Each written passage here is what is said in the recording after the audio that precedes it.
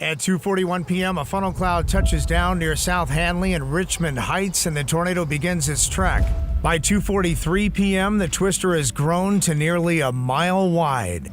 Businesses near North Kings Highway Boulevard and Del Mar taking a direct hit. Dozens more injured after a tornado swept through St. Louis. Rescue crews trying to save a man trapped in the basement. The city admits the sirens did not sound. About 5,000 properties were hit by the storm. A little girl tell her mom, "Mom, I want to go home." And the mom responded, "We don't have a home." St. Louis has recently become an epicenter of the global climate collapse. The once-in-a-century tornado struck, inciting mass destruction and transforming this bustling black city into a real-life war zone. A little bit, we on Marcus and Dr. Martin Luther King right now.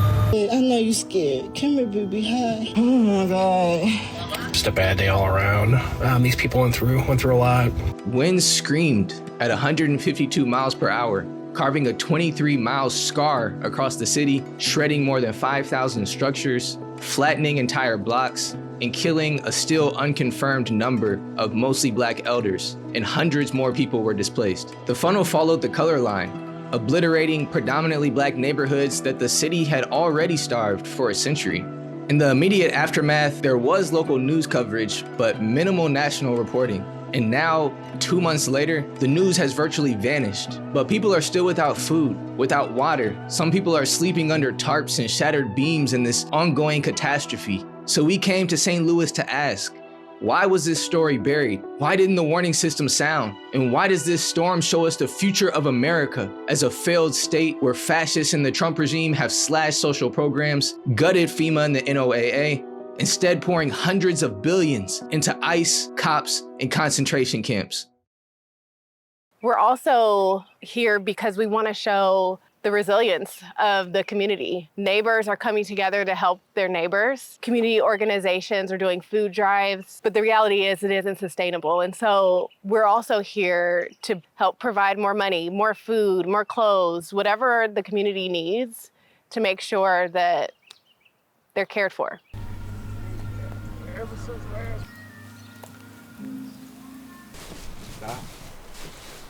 I am a trauma surgeon by training, and I now practice community health full-time. Community health is not a medical practice that you would necessarily associate with trauma surgery, but I came to the realization in my advanced academic trauma practice that I could stitch people up with golds, but it was up to them and the surroundings around them that would determine their healing. And I desired to bring resource for healing outside the walls of the hospital, and that's what got me doing the work at the T and the Brick.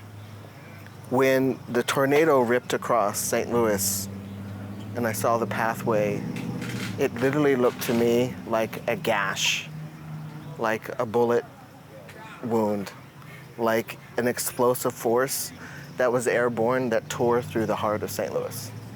And I realized that it was almost like 5,000 people got shot in one day. Residents call it once in a century, but scientists are saying this is the future of America as a result of the intensifying extreme climate emergency. In this case, Tornado Alley has shifted in such a way that it hits places previously nearly unthinkable. And I started hearing the whole house shake.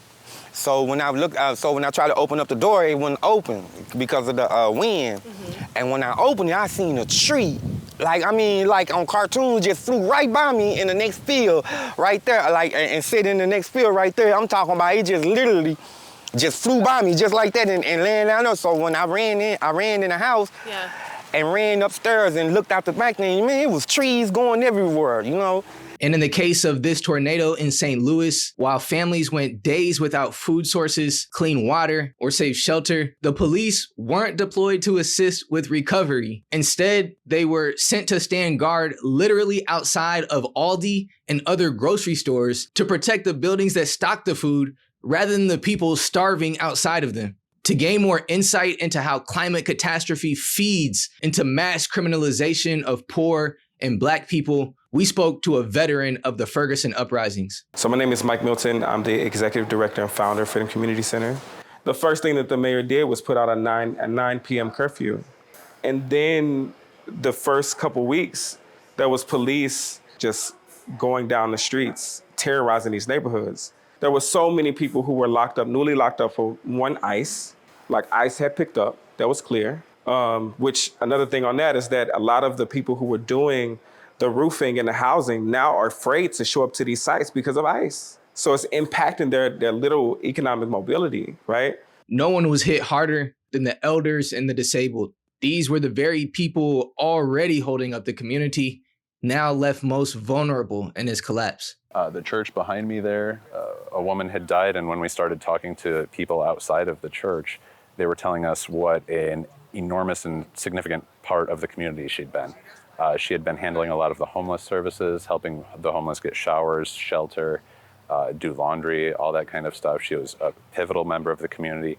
I just want to make it extremely clear that if it was not for nonprofit organizations and everyday people like Ungun, Invest STL, For the Ville, Action St. Louis, For the Culture STL, the groups at the Save a Lot parking lot, and all the other emergency hubs, assistant help that has been stepping up, the city would be failing.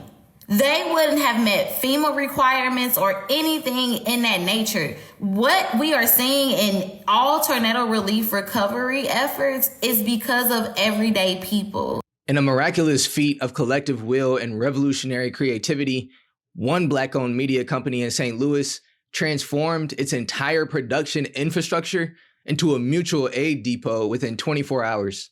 Awesome. Okay, so my name is Cammie Thomas. I'm the creator of My Friends and I. So in our essence, we're actually a production company, an art house, a media house. We were pretty much running a production day every day, but instead of going out to film and actually do production, our task of the day was going out street by street and helping on the north side. But it was like we had our call time, come here, we're gonna load in the truck. It just, except for having lights and camera equipment, we had supplies and meals.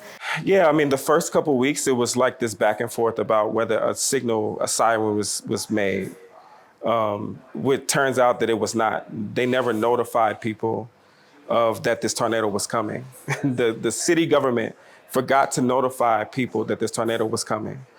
And literally, the blood is on their hands for that. Like what I would say to other people is I would say that Ferguson already proved to be the epicenter of a revolution. And we, Ferguson, and the Ferguson frontliners and the organizers did the work of bringing a movement, a revolution across the country so that we can bring a big spotlight to policing and mass incarceration. The same thing needs to happen around this tornado. I think what's at stake is something that St. Louis can't afford to lose, which is its deep, rich history of incredible contributions of Black people and Black culture. Our first couple of days, we went out there and just literally just sat with the folks and just asked them what they wanted. Super grassroots, no clipboard, no paper. Just literally went family to family and sat on their porches for 45 minutes. And one of the things that we noticed was that the first couple nights, there was no power on the streets. So the only lights that people were getting was when cars drove by. Like it was completely dark. So then we started to see people build bonfires and sit next to the fire. Then when we see somebody like Kara Spencer, who is now our mayor, walk around like she's building these empires to support and help Black people, when she has $300 million right now of unrestricted funds, RAM settlement money that it can go to Black and poor communities, we see the same cycle of harm by people who are system actors like the mayor.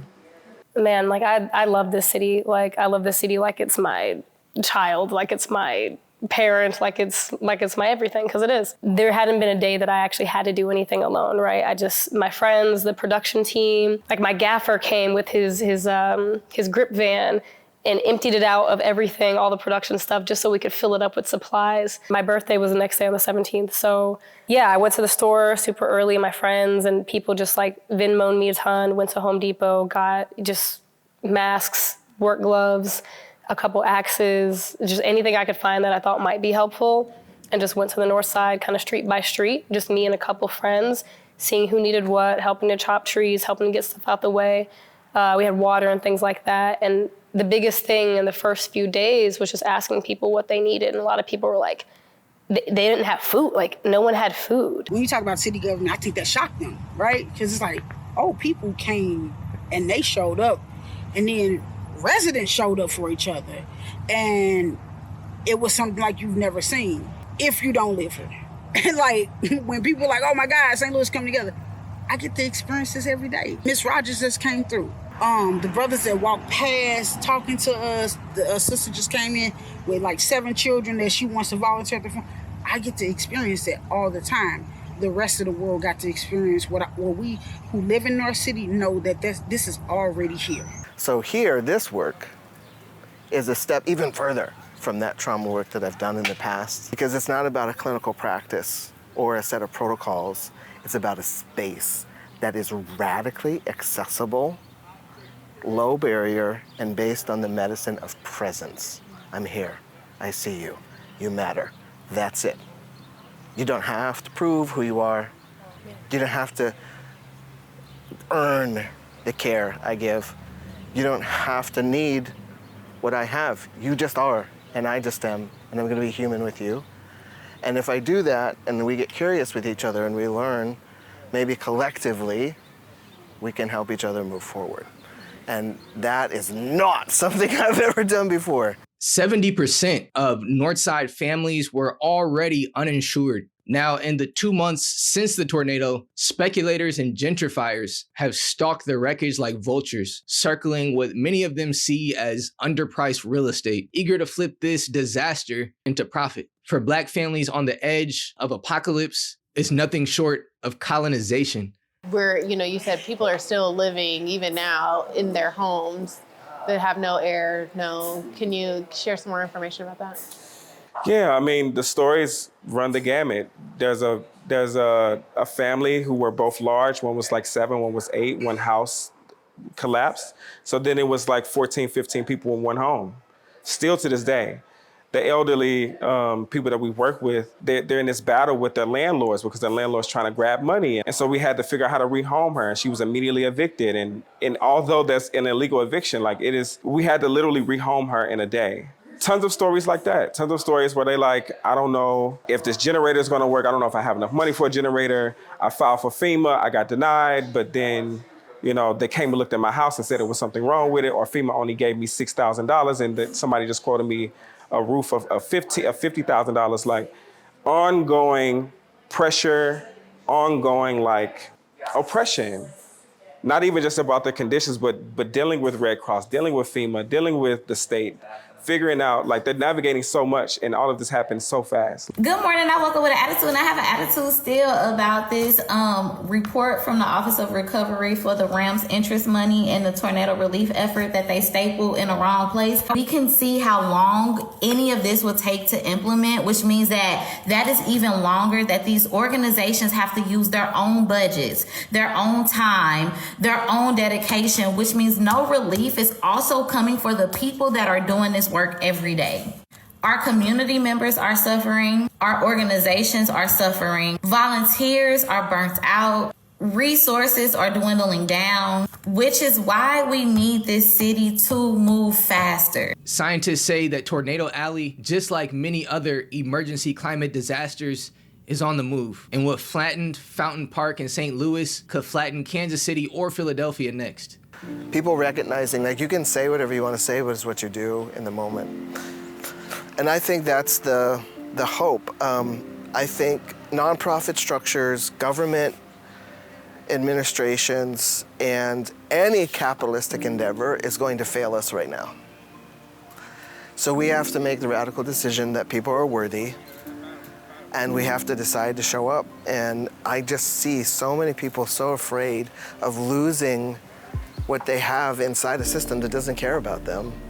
But I've also been so amazed by how many people, the people who are out with me right now, who are like, no, actually, this is important. I want to do it. I want to be here, and I want to show up to it. So I think the hope is it comes from my Freirean philosophy, Paulo Freire, and the pedagogy of the oppressed, which is the power of oppression lies in the oppressed.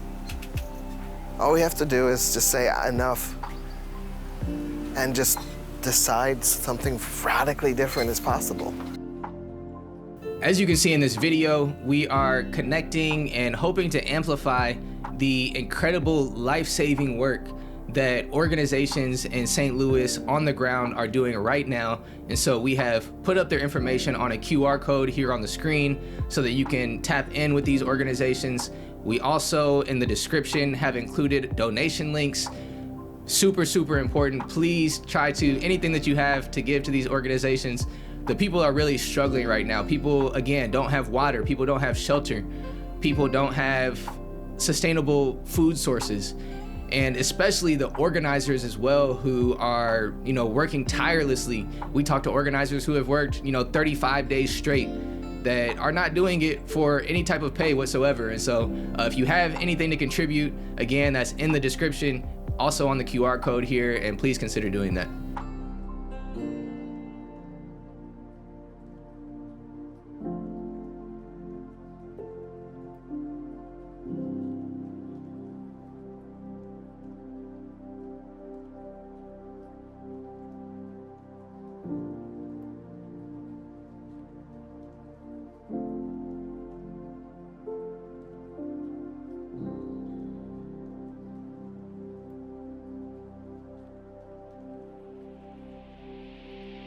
you.